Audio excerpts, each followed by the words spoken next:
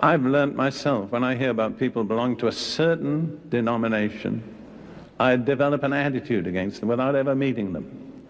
I think, well, they're going to be like that, and this is where they're wrong, and so on.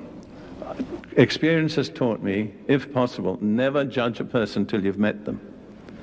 Because I've met people from the wrong denominational background who were some of the most right people I've known, and some who were from the right background who were wrong. So please don't give way to denominational prejudice. And then there's social prejudice. Again, I'm an example of somebody brought up in social prejudice.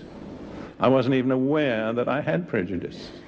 But I was educated in Britain at Eton and then at Cambridge University, and I just didn't know how the rest of the world lived.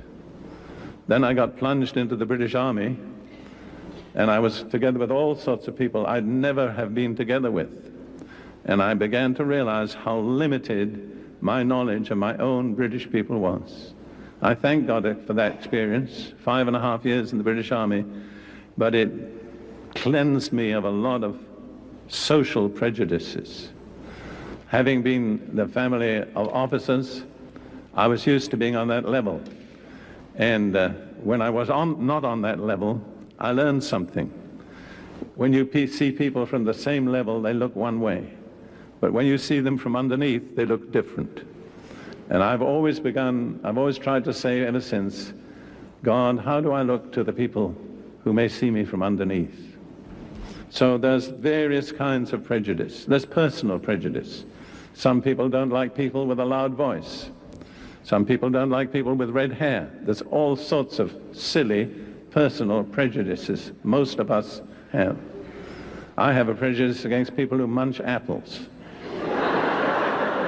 I really fight it, but it's still there in the background because I just don't like that noise.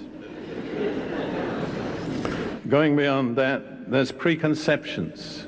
People who've got a completely false view of who Jesus is. Gentle Jesus, meek and mild, turning up at the Christmas party, that's not the real Jesus. He was a very different kind of person, very shocking, very prone to eliminate our prejudices and our preconceptions. And there are many other ways we can have preconceptions. Preconceptions of what it's like to be a Christian. Growing up, as I did in the background I've related, I thought to myself, well, if I were to become a Christian, it would mean misery for the rest of my life. And like Pat Boone, I thought, heaven isn't worth 70 years of misery on earth. So I completely eliminated the possibility of being a Christian until I met Jesus.